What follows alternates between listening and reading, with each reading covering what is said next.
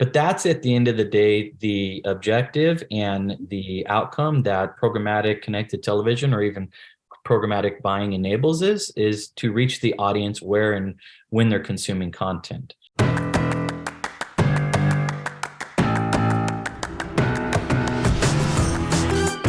Welcome to the Marketing Expedition Podcast, an auditory journey through the latest in marketing, branding, and advertising. Now, here's your Marketing Expedition guide, Ray Allen. On this week's episode of the Marketing Expedition Podcast, I get to speak with Brian Urquhart. He has been pushing the envelope of advanced TV industry by drawing attention to the convergence of audio targeting and measuring and connecting these capabilities to a broader conversation about digital advertising. Brian persists in bringing measurement, analytics, and efficiencies to the forefront of big screen advertising. He's an expert at that, and it's an expertise that has him immersed in bridging the gap between television and digital at the intersection between these worlds collide through multi-screen usage and growth. For advertisers, the increasing demand for consumers for more interactive engagement across devices has enabled identity-based targeting at a household level. Brian continues to take advantage of his extensive marketing expertise to use these advanced capabilities to reduce wasted impressions, increase campaign performance, and hold partners accountable for their media investments. Currently, consumers are shifting the way they view content, which allows new ways to approach audience-based decisions and create a precise path to conversion insights. Most importantly, these innovations and Brian's guidance have provided transparency in this complex digital ecosystem. By navigating the mass reach and scale of TV and adding the data-driven intelligence that online connectivity provides, he has helped integrate these crossing worlds in a strategic platform that brings advertisers automated methods for optimizing audience reach and delivering outcomes for all types of businesses along with each touch point of the customer journey. And we get to partner with Brian and his team from Strategus to do all of these amazing things for our clients, and you're in for a treat. He's got a lot of knowledge and like I said, expertise in this area, and makes sense of what you can do with programmatic television and being able to put ads in streaming TV and online and on your devices and all the things. So stay tuned for that. But first, it's time now for your marketing essentials moment, the basics that you need to continue to build your brand and your bottom line.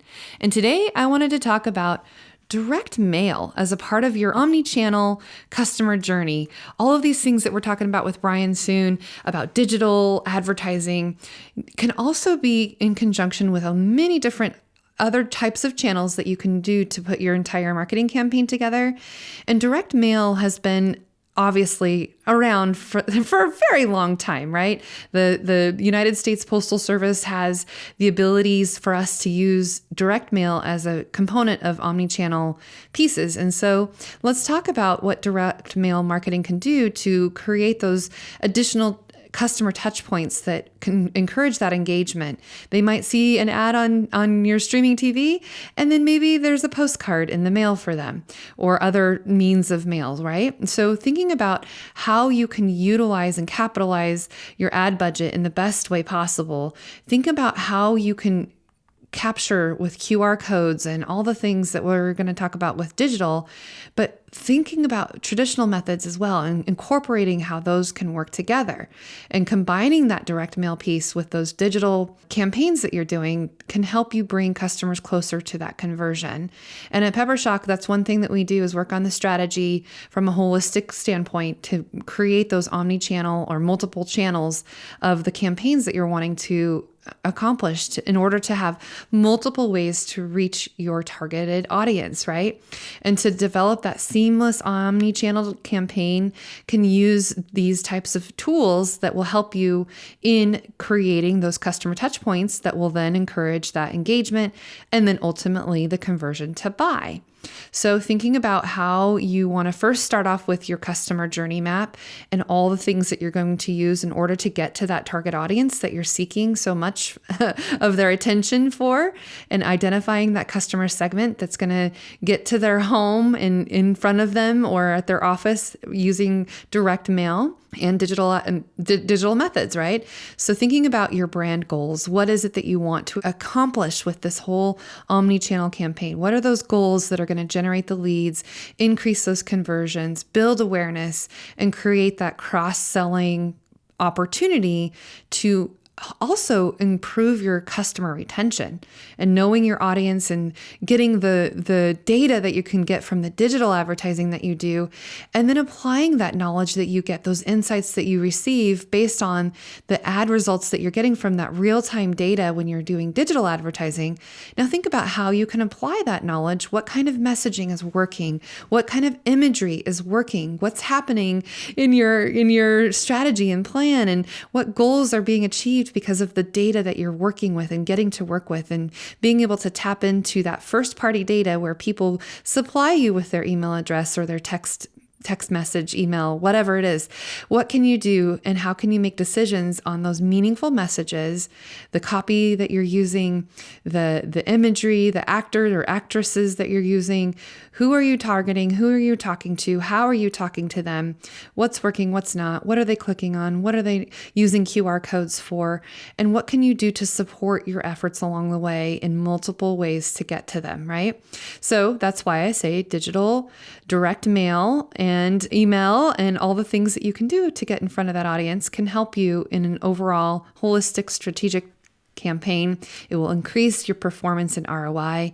It's the art and science of putting together these pieces and parts that can help you with those touch points to encourage customer interaction and keep your brand top of mind. And thinking about how you're going to continue on in keeping those messages top of mind. So when they are ready to buy, you are the first person that they think of, or the first brand that they think of to buy from. And so thinking about being at the right place at the right time, and having that right audience that is seeing your message, and creating that sense of urgency for them to act on, to then entice them to want to be excited to ultimately buy from you. Or if you're building brand awareness, ultimately keep you in the forefront of their mind because you've been in front of them.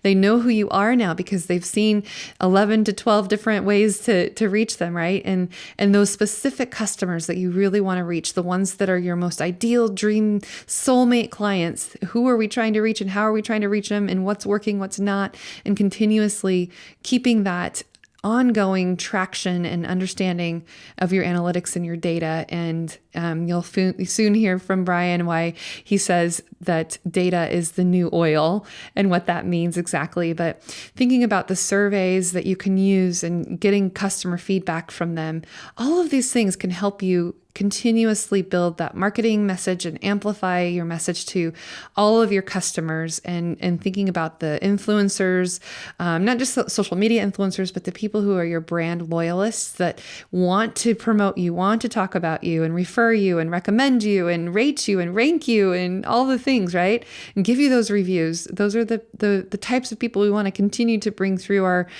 either brick and mortar door or click and mortar door online. So where can you go with this customer journey that you're seeking and wondering how it's going to all work and come together?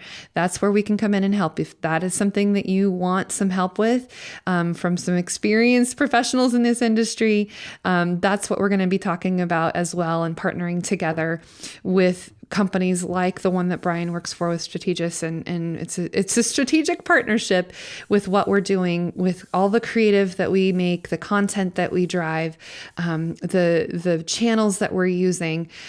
This is definitely a marketing journey you'll want to hear. So let's keep on going on with this journey, and we'll hear from Brian next.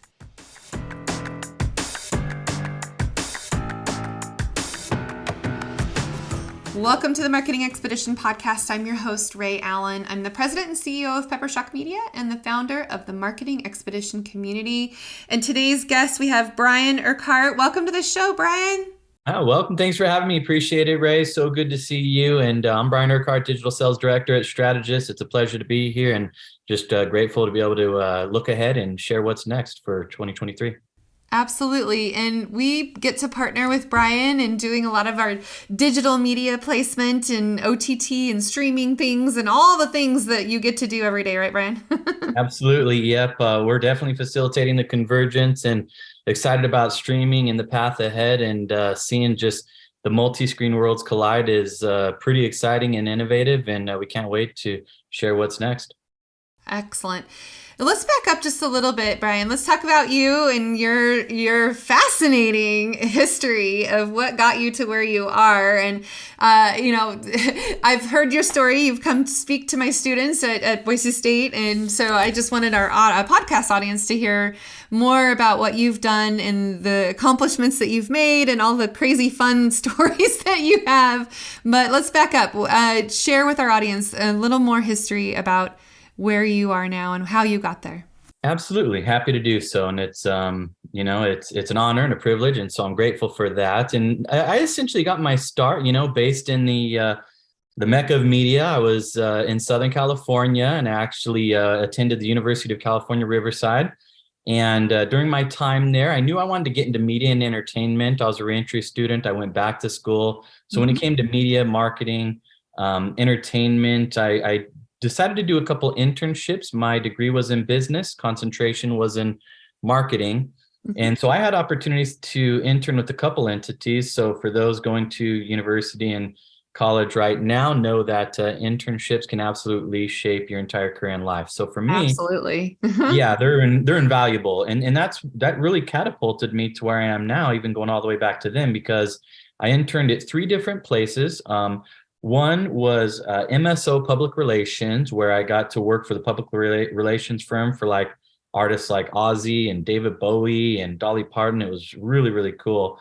And then I also interned for AEG Live Golden Voice, the producers of Coachella. Had some amazing experiences there. I interned for the GM of the El Rey Theater. So I had some great opportunities to meet people and experience, one of my love and hobbies of music. And then, but the one that really kind of catapulted me to here, even way back then, was with Studio Lambert USA. They're now known as All 3 Media America, but when it was Studio Lambert USA, I secured the internship. It was in television production, and we ended up working on this little show. I was just building off of Jefferson out in Culver City. There was a couple of us doing it. And I was really this is interesting. This is TV. It was kind of small. There wasn't really a lot happening. And we were working on a pilot for a show about CEOs going undercover. And I was excited again because I was working in television production. So I was learning about casting and editing and producing and all these wonderful things.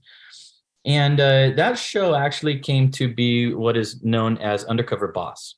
Yeah. Which at the time I knew it was Undercover Boss. I was working and seeing everything that we're developing for the pilot, and I was like, this is interesting, this is TV. And next thing you know, we got news that it was going to premiere after the Super Bowl. An Undercover Boss has come to be known and loved by the masses. It's one of the coolest experiences I've ever had. I got to work on multiple episodes and seasons over the years, and that internship actually led to me working with them or even a couple years after that out of college. Nice. Fast forward a little bit. I was working in integrated marketing communications.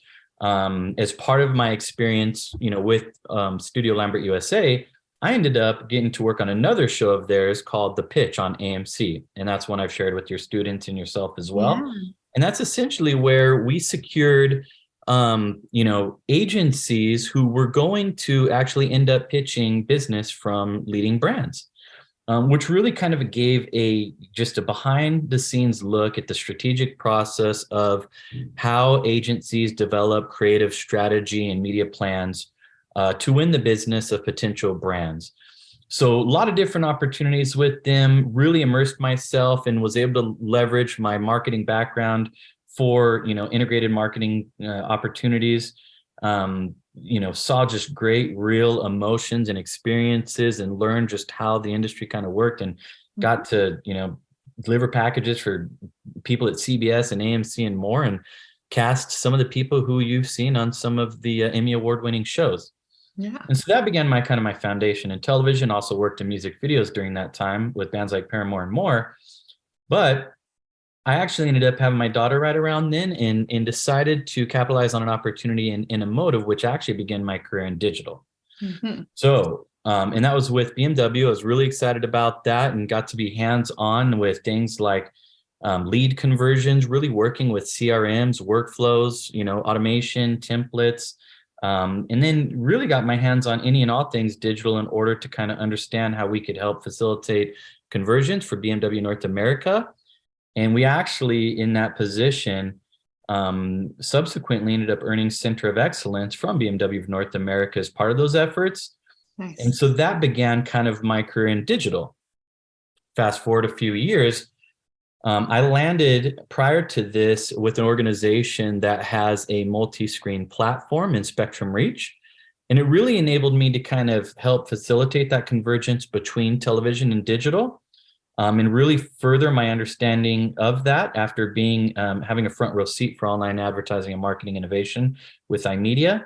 Mm-hmm. And then ultimately facilitated with my move to Boise and kind of reuniting my family, grandkids, nephews, grandparents, all that, ended up with this organization who ran the very first programmatic connected television campaign back in 2015 at Strategus. So I've always tried to be at the forefront, at the precipice. I leveraged internships while in college, and that got me here today because now I'm sitting at the cutting edge of innovation at the organization that ran the first programmatic connected television campaign. And in looking ahead to the future and what's next, I feel like we are well positioned to help kind of catapult this industry. And I wouldn't be here if it didn't start, with that education that I went back to achieve, the internships that I leveraged, the opportunities that organizations like BMW and Spectrum Reach gave me, and then really ending up at a place that's just pushing the envelope of innovation, has done since the beginning. So we're well positioned for all the kind of exploding growth that's taking place at that intersection of, streaming television, digital advertising, and how it all comes together really at the end of the day for the consumer, which is why I got into marketing in the first place. I just love your story, Brian. I think that all of those experiences have led you to where you are now and getting to be at the forefront of what's happening in the world. I mean, we've got AI technology going on. We've, streaming television has exploded, right? I mean, web and digital use has been very, very prominent, especially since the pandemic when everyone was online and using all of these tools and devices and streaming things. And so just let's back up a little bit for those that are listening that may not understand fully what programmatic television is. So give us kind of a broad overview and then we can dig into the weeds. Absolutely. So I'll start with really connected television, because essentially what we mean and when we refer to connected television is the big screen, right? But the way audiences are viewing television now really starts with, and it really doesn't necessarily start with, but has become more prominent with and is now leading as far as total TV day viewing, connectivity. And when we refer to connectivity, we refer to being connected to the internet, right? So streaming television on devices such as Roku or Apple TV or Samsung Smart TVs. So, I like to focus on connected TV and streaming because ultimately people are viewing the television now in a variety of ways over the internet. Mm-hmm. And programmatic buying in and of itself enables an automated method of buying audiences essentially and being able to reach target audiences, whether that be through digital means or through connected television or even digital audio. So programmatic enables audience-based buying, and we're really shifting from kind of this really content and program-specific mindset, which still obviously has a very prominent and justified place. But audiences are shifting their viewing habits and how and where and when they consume media that's taking places across devices. The big screen TV obviously has the biggest place in that. But ultimately, programmatic audience-based buying enables us to reach audiences across the ecosystem, across devices, where and how and when they're consuming media. And more often than not, that's taking place in a connected fashion. And I think the way people can understand what this means to them is it's find me, follow me, wherever you're on a streaming device. You can get this advertisement that's completely directed towards them because of the types of programs that they're watching. Correct, exactly. And that's where it becomes really about the audience versus necessarily the program, right? And it's a complement because it's a media mix at the end of the day. And so it complements very multiple different media buying methods, but that's at the end of the day the objective and the outcome that programmatic connected television or even programmatic buying enables is to reach the audience where and when they're consuming content. So it's about it's about the data, right, and the targeting, and be able to reach the audience and meet them at the places that they're going to be watching TV. I recently heard a major entertainment president who said, people used to base their lives around television. Now they base television around their lives. So you can consume content when you're in the service drive, getting your vehicle worked on. You have the capability to activate and aggregate first-party data in a fashion with retail and even grocery now in ways that we couldn't before. Consumers, 3/4 more, if not, have a mobile device in their hand when they're watching television. So it becomes the concept of, how can I reach this audience who is engaging with various devices at multiple times, and also apps and platforms and different inventory sources? How can I reach them where and whenever they're consuming content? Absolutely, you can do that around a program. You can do that around shows. But more and more, when you have an audience, they may eat organically 3 times a week and may go far beyond age and demo and have certain purchase and transaction habits. And they may watch their shows on demand late at night versus the day it debuts at a certain time frame. So you have to be able to follow the audience where, when, and how they're consuming the media. And programmatic methods enable it, connected television enables it, and that's where we sit at the intersection of. Yeah, absolutely. Let's talk about some of the successes that we've had in partnering Peppershock, in hiring your team to help us through being able to find the right audience at the right time and where they're watching, where they're streaming. Let's dig into it a little more about what success and how we did it and the types of things that worked well. Absolutely. And I think one of the biggest things that we aspire to and strive for, and that even programmatic capabilities enable, is customization and personalization, right? I always like to start with the consumer, and I think about the consumer, whether you're looking at, if we were to go into certain generations, boomers, millennials, Gen X, Gen Z, various different individuals are now, experiencing media in a variety of ways, but there are also different objectives and KPIs and things per that demographic that you're trying to reach and their habits. So we've worked, via multiple partners on awareness campaigns, engagement campaigns, if we're looking to reach like an older audience, through campaigns with partners like Central District Health. Or if we're looking to, during the holiday or retail season, reach, more mobile focused audiences, leveraging things like location to be able to reach a younger audience at the mall with like Magic Valley Mall. Right. We have a variety of opportunities to focus on, what are the objectives, the KPIs of the audience, who are we trying to reach and target, and what outcomes are we looking to produce and measure? And I think that's where the intersection of digital and connected TV and really omni-channel strategies converge in enabling us to focus on KPIs for an audience, be it an older demographic, and we're trying to generate an awareness campaign, or even if we're trying to be highly targeted and reach rural and underserved areas, right? There are different type of geographies. We have to have different creative strategies and messaging, be it for Central District Health or even Idaho Firewise, or even Magic Valley Mall. So we're trying to reach them at different, points in their consumer journey. And we're trying to understand the outcomes that we could potentially produce based on how they engage with devices, where they're going to be, and what the objective is as far as measurement. And I think that's where analytics and reporting and data come in. They talk about, for the past couple of years, like data is the new oil. I think the thing that I'm seeing for 2023 forward is that data is becoming more actionable. And they're also hearing words about just transparency. Buyers are demanding more and more transparency, even at a content and programming level. And I think those are some of the things that we're going to see further even more in 2023. But it starts again with the audience. And I think that's what programmatic capabilities provide, is for us to take a look at a campaign, an account, or a client, understand, is it more top of the funnel? Are we trying to establish brand awareness? Do we need to look at things like brand lift? Is it an older skewing demographic, and how are they going to consume media? Or, do they engage and interact more with their mobile devices? Are they more likely to convert there? Can we incorporate post-view website attribution to understand what pages they're going to visit, and how we can measure their journey along the path to becoming a lead, a contact, a partner, or whatever it may be. Yeah. So for us, we've had fantastic opportunities as partners to have a range of different audience targets, but to also produce different outcomes and understand the type of engagement KPIs we're looking at it being, simple impression fulfillment, deliverability, or impression distribution by certain geographies we're trying to reach and drive performance with.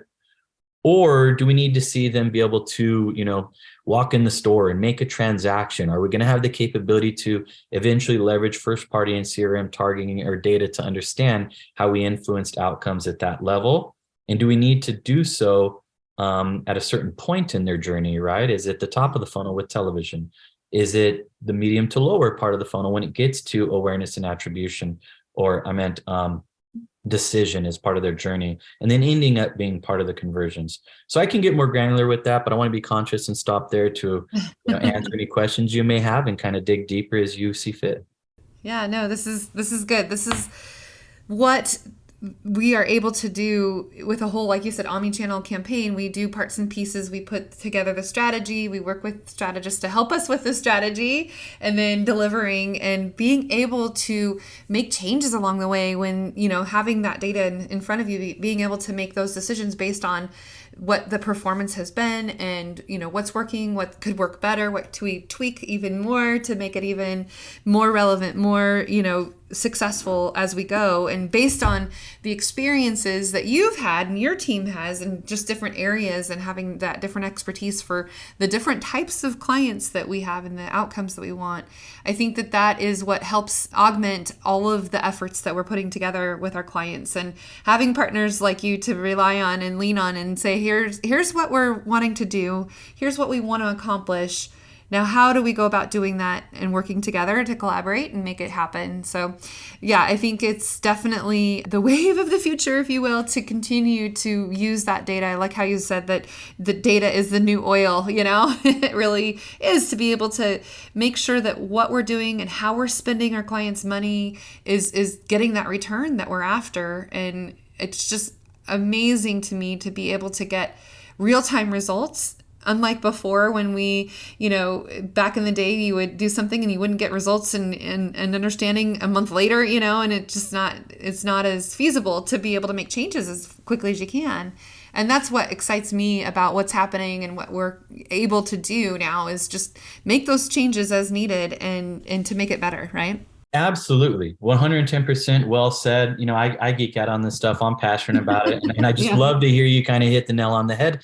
And that's true, is the ability to see analytics, right? To view and understand how campaigns are performing, and even tying that back to the big screen in ways we've never been able to do before. And providing the opportunity for optimization. You mentioned flexibility, right? Having to be agile is key, especially when you consider the macroeconomic conditions. So when we talk about like new marketing trends for 2023 and what's next, we're dealing with a little bit of uncertainty in the marketplace, as evident by the Dow today. Right. And so marketers need to be able to be flexible. They need to be able to be agile and be able to have insights that are going to enable them to optimize and make decisions. So it provides flexibility versus things like ultimately like an upfront, right? You need the ability to be making decisions that are going to afford you flexibility as you're seeing the insights into how creative is performing.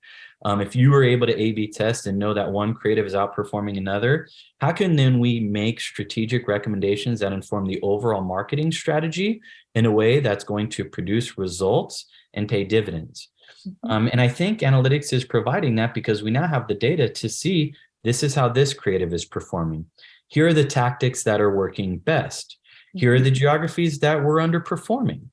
And so being able to understand how your campaign is performing enables you to then team up, on a regular basis. You can look at it daily. You might be able to look at it weekly. You might have conversations on a weekly or monthly basis, whatever that cadence is, to then say, this is the creative we need to go with overall based off of the data. Here are the geographies where we need to increase reach and frequency because we are getting results in these areas. Here's how many days it took to convert. So that helps inform our kind of seasonality of it, or our cadence. Or here's how many touches it took to convert. So I really think that the digital is really facilitating a future where we can understand how omni-channel strategies perform. You're always going to need to establish awareness and drive awareness at the top of the funnel. You're always going to have scale. You're always going to have brand awareness and upfront commitments and strategy that is firmed up at the end of a year and looks ahead to the future. You're going to have vision and leadership, always 110%. But you now can complement that with data that comes from analytics as the campaign goes on, to then make adjustments and be flexible and optimize if you all of a sudden experience economic uncertainty. Right. Or you need to make changes based off of how clients revised a budget. Or if you just want to double down on results and you know that CTV in this case driving a higher 30% higher ROI, when you're seeing those type of results and you're able to measure business outcomes, and you're able to leverage things like first party data, how can I continue to increase my customer base? Customer acquisition is a foremost priority of marketers in the 2023 outlook. How can I continue to optimize, enhance, and inform my overall creative strategy through the transparency that analytics provides, and make sure that I am doubling down in the places I need to be and increasing the efficiencies in areas I don't need to be? And that's something that our platform right now is currently, leveraging for us together. And it's something we hope to just accelerate and expand as we look ahead towards the future. Yeah, that's definitely a common phrase. Double down on digital if you haven't already. You should be. And now a message from one of our sponsors, Misfit Market. It can be expensive to eat healthy, right? So Misfits Market has the solution. They take in the high quality food that grocery stores would rather let go to waste, and they'll ship it directly to your door. So you can get organic produce and sustainably sourced groceries delivered at up to 40% off of what you would pay at the grocery store. Sure, they might look a little funky, but they all taste the same and they are amazing, and it's great produce. I've had it delivered to my door now and it's really awesome. So go to peppershock.com and our listeners will get $15 off their first order with our promo code. So go to peppershock.com/offers and get that promo code, and you can join for free and start saving today. So let's go into an example. Think of some creative that you were able to implement into connected TV and the different methods. What are some of the most memorable or, campaign pieces into the creative that were highly effective, and kind of share a story about how it worked and what was it that worked, and if you can describe, obviously we're doing audio right now, but if you can describe it, share with us what are some campaign pieces and creativity that really worked.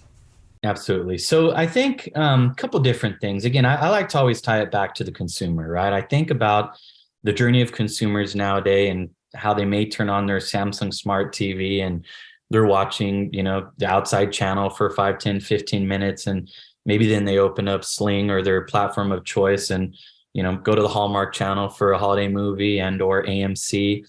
Then eventually they'll open up another app and platform, all the while they're browsing on their mobile device, right? So different creatives serve different functions at different points in the consumer journey. And I think one of the things that we have found to kind of work well, and I think something we're going to see happen in the future, a call to action, a good, concise call to action is always important. I think timing is key too, whether you're serving a 15 or a 30-second ad. Mm-hmm. And I also think what we're also really looking ahead to is going to be interactive ads and the ability to scan a QR code and click to buy. You're seeing digital coupons now in retailers. We're seeing kind of projections for 2023 as it relates to digital ad revenue and growth. And two of the top companies that are at the top of projected digital ad revenue growth, according to eMarketer, are Walmart and Instacart. Mm-hmm. But for us personally, as far as campaigns that we've worked on, yes, interactive ads, I think, are going to be something that we're going to be seeing more and more of. But historically and traditionally, I know that we've relied on mechanisms like, let's say, vanity numbers, right?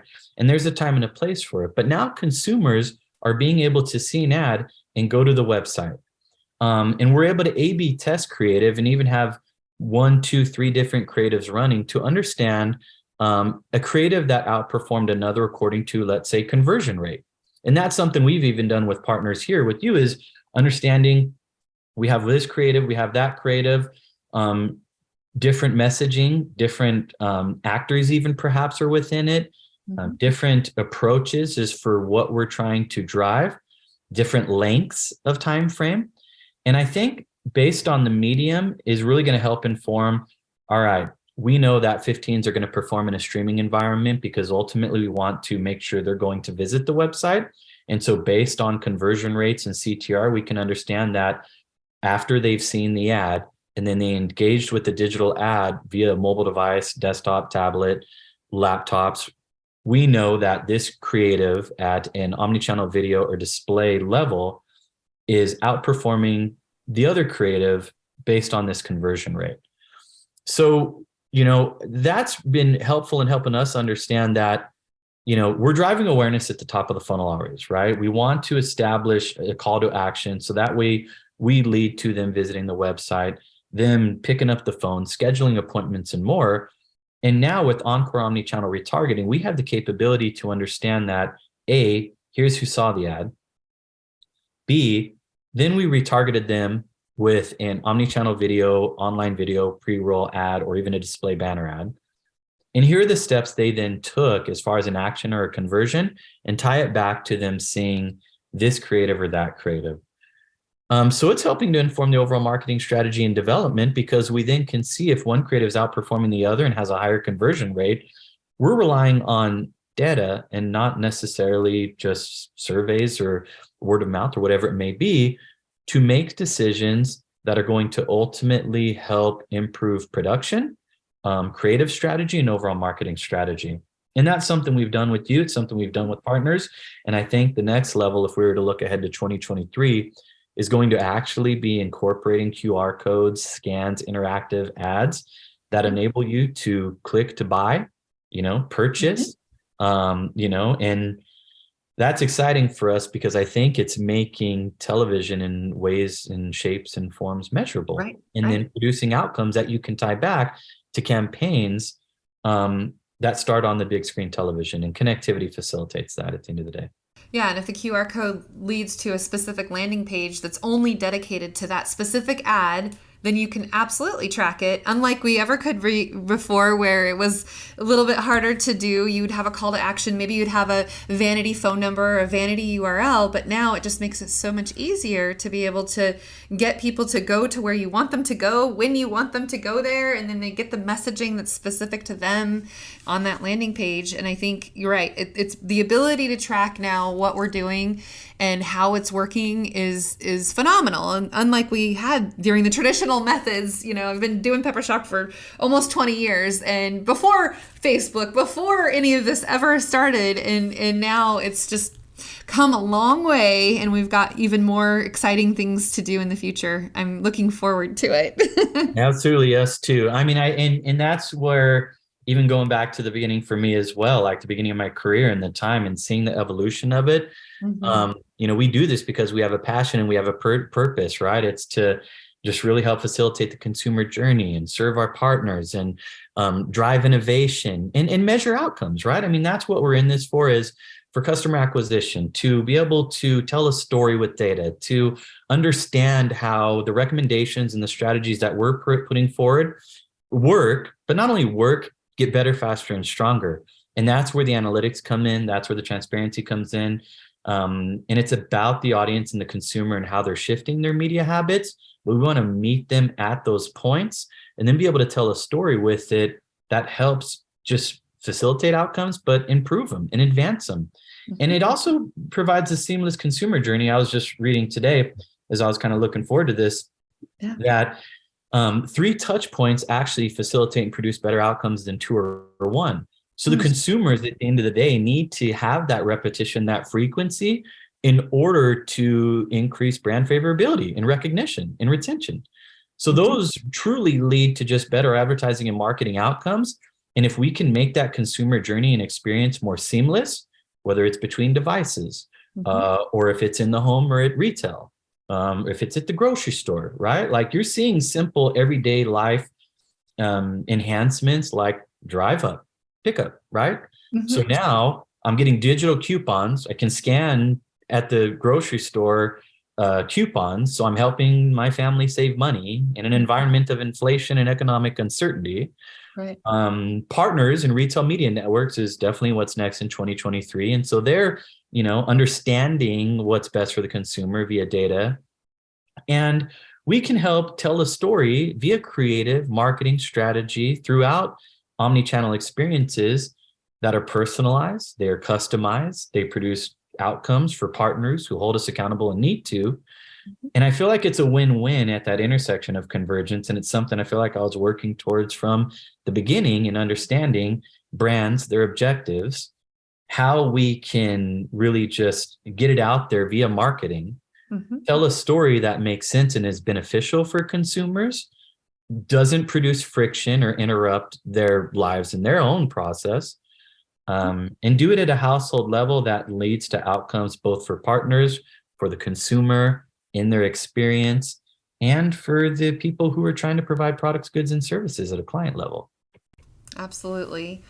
Brian, I want to give you an opportunity to share how people can work with you via Peppershock maybe, but if they are looking for an agency, but just share a little bit more about ways that they can connect with you. Absolutely. So Brian Urquhart with Strategus. I mean, by all means, I just prioritize and adore our relationship, Ray. So if you want to work with us, get in touch with Ray. She's going to be the point of contact. My email, brian@strategist.com for any questions. If you ever want to just get together and talk about the industry, where we see it headed. I've got tons of just ideas and notes. We've been focusing too on how it's maturing as well. We're seeing advancements with the boomer generation, ad-supported video on demand. You got partners like Netflix and Disney Plus getting in the game now. I think everybody kind of sees where the industry is going, where it's headed, and we wouldn't be where we're at doing what we're doing if it wasn't for partners like you, Ray. So I recommend getting in touch with Ray, figuring out what we've done together, how it's been successful, how we've learned along the way too, right? Part of growth is learning, and we wouldn't be doing the things we were doing if it wasn't for teaming up with partners like you that understand what's best for their client and how we can advance them into the future and grow their business. So we appreciate the opportunity. We're happy to be here today, and we look forward to what's to come and how we can just help the path to purchase and help facilitate the consumer experience and really drive results for our partners. Oh, that's great, Brian.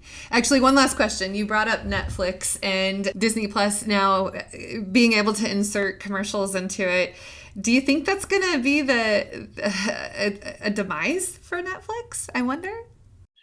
Like a hardware device? Or just being able to put commercials on Netflix, right? It's streaming. Yep. And so that's an excellent question. It's something we can look ahead to. So look, like Disney Plus and Netflix and partners are now getting into ad-supported video on demand, right? That's one of the things I had down is the maturation of the market, because oftentimes when you think of streaming and connected TV, if you're looking at it historically, you look at it like a higher education vehicle or energy drinks and things like that from a category standpoint. Well, now you see Walmart and Instacart, as I mentioned, they're projected top 2 in digital ad growth because they understand how important multi-touch points are. And so do companies like Netflix and Disney Plus.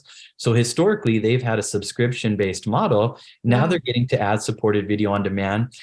I think it's kind of, even when I think about just the, older audiences, awareness campaigns, you think about things like that, and you don't traditionally think of streaming.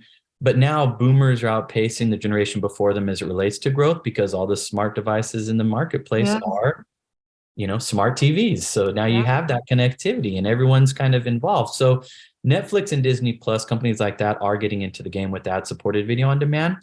But I think it's kind of like I would even liken the older generations to like a focus on what I call like the Facebook effect, right? At first we got into it, it was a younger demo. People are like, yeah, digital, cool. But what about the purchasing power? Well, now boomers are outpacing this. Streaming just beat linear for the first time as far as total TV day viewing. Everything we kind of saw and projected is happening. And now you've got essential categories like grocery, food, and beverage really kind of focusing and getting into the game. But what I think will happen first is similar is you'll have the early adopters. Netflix and Disney are looking at like the top 100 advertisers. They're probably going to start initially with Fortune 500 brands, but in time, as that impression availability and scale becomes available, absolutely, I anticipate we're going to be doing this even as they did with Hulu at a regional and local level. So I think that's something that in time, we'll be able to capitalize on. It's an opportunity. I think that'll be what's next, but it's only possible because what consumers are doing across devices and the convergence that they're facilitating and how they consume media. And I look forward to being able to capitalize on it with you, our partners, the industry. At the end of the day, I think it's just going to be more seamless, and we're going to gain more insights into what works and what's going to be next for the future. Yeah, I definitely, with Hulu, if you don't pay for the higher version, you get ads. But even if you do pay for the premium version, you still sometimes get ads. I think I was watching Grey's Anatomy, and we pay for the premium version, whatever, for Hulu. And I saw an ad, and they first get on there and say, this ad is brought to you as a part of our, streaming license agreement or something. And then they show an ad, and then the show comes on. And I'm like, wait a minute, I paid for the premium. How come I'm getting an ad, right? So I'm just wondering what kind of, it'll be interesting to see how Netflix users will react to them seeing ads on something that they've traditionally not seen ads on before. I mean, they don't know that they've had product placement, right? That's how you are able to advertise on Netflix right now, is just having the product placement and things in the shows that they do. But it'll be interesting to see what happens and how people will react to it as they start to see ads on something they're not used to seeing ads on. Yeah, and I think it's about efficiencies too, right? Like what we're describing are efficiencies. So if consumers are navigating in 2023 and ahead, like uncertainty or inflation, if it's a more cost affordable option, we have found and read that they're more open to it, right? Yeah, I'll sit through an ad or two if I can save a couple bucks. So there's, financial considerations there in addition to their experience and journey. And I saw that obviously in 2023, marketers are evaluating and reforecasting more frequently. So they know they have to be agile and more flexible. Customer acquisition's like their number one priority, but they're also looking to optimize and gain efficiencies. Mm-hmm. Consumers are too. So if you can save money, you got to sit through an ad or two. I mean, that's what we've done through traditional media historically and linear and things like that, right? So, but I mean, by all means, it's going to be different. It'll be a new experience. It's something we look forward to seeing what it produces. But I think at the end of the day, it's going to give us all an opportunity, whether for the consumer, it's to save some money, or if it's for us as marketers to be able to expand our audience reach and targeting capabilities. Yeah, no, I think as a marketer and advertiser, I'm grateful to see the ads because that obviously is our industry and what we want to see. But as just a consumer at home watching, streaming something, I'm like, oh man, okay, I get it. We need to pay for this, and this is how things get done. But it'll choice is key too, right? I mean, you do need to reduce friction and give consumers the ability to choose, and having premium tiers and things like that. And some people thought they would never provide an ad-supported version, quite frankly. But the time has come. It's happening. I think it's going to only open up the opportunities for partners like us and things that we can do together. And at the same time, we got to be conscious of the consumer experience and how and where we're reaching them and what messaging we're reaching them with at what point in their journey. And that's something that our platform has enabled. And I think what we're excited about for the industry is to just gain efficiencies and optimize and understand what works via analytics and transparency. Yeah, I think Netflix does basically, how Blockbuster got its demise because Netflix, knocked on their door and said, hey, let's partner, let's do this. And Blockbuster's like, no way, people will still rent DVDs from us. And I think there's only one Blockbuster store left in the world, right, as a novelty store, right? But let's just hope Netflix doesn't become the new Blockbuster and they can get with the times and, be able to sustain and, like you said, efficiently use the tools that are out there, and that we have to the advantage of. And Netflix, honestly, since they've been around the longest as the streaming platform of choice, I mean, I can imagine that the huge amount of potential that can come with these opportunities if they can do it right. Yeah, absolutely. 110%. I mean, I think that's the thing. And that's like how I was sharing, I got into this initially because of television. I'm still in it because I love television and that intersection of digital and the ability to measure. But at the end of the day, what I was sharing along the way too is that it goes back to the consumer. And that's the story I always try to tell. I try to put myself in the living room, understand what my own or my family's experience is like, because you don't want to create friction. You want it to be a seamless experience for them to transact. And if I look ahead to what's 2023, I think that's what's coming next, is the ability to leverage interactive ads to reach an older demographic, the maturation of the market of both digital and streaming TV. Everybody has devices now, multiple devices, and you're able to reach them across those devices with different messages at different times. So how long is it taking to convert? How many touches do we need to convert? And that's going to be different for different consumers, different campaigns, different objectives. But at the end of the day, whether you're Netflix, whether you're Peppershock, Strategus, Disney Plus, whoever it is, it's going to be about the consumer. And they have evolved in their habits and their ability to interact at the grocery store or the retail place, right? Or when they're sitting in their house. Like before Coinbase launched that QR code that was bouncing around at the Super Bowl, most people thought QR codes are, But then it just started bouncing around and became interactive, and it was the biggest ad of the Super Bowl. Now, in my mind, and whether we share this here or offline, but I've had ideas for creative strategies with QR codes on how fun they can be, right? And what that experience can be like for a consumer. And then our ability to then take them to a place where they can transact seamlessly. But more to come on that. I think that's something you and I can share together. Because I just think with retail media networks, first party data is going to be key due to just cookies going away in time. Right. But really it all ties back to the consumer and their experience.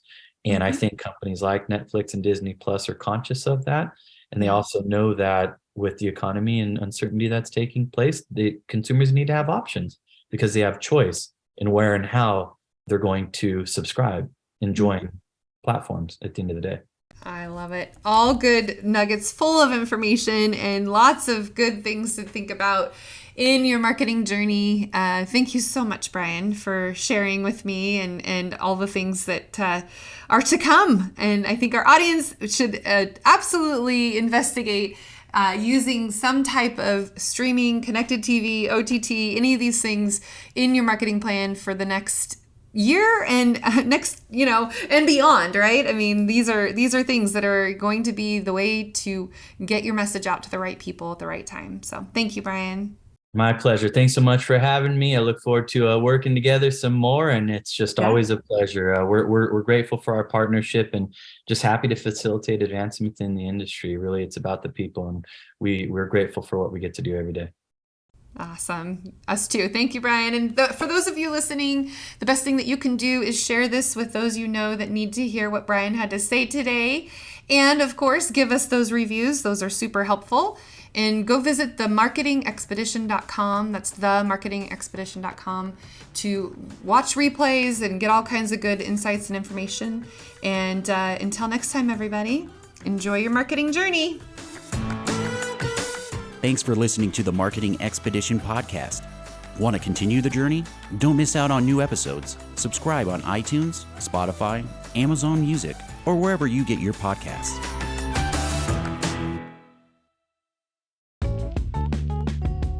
Wouldn't it be great if there was one place you can go to get all the latest information and tips about marketing and advertising? The Marketing Expedition community is that place. People like you gather in our online community to build relationships with others and find the latest marketing trends, tactics, tools, and technology. We help you build your brand and your bottom line. Start your adventure today. Visit themarketingexpedition.com to find out more.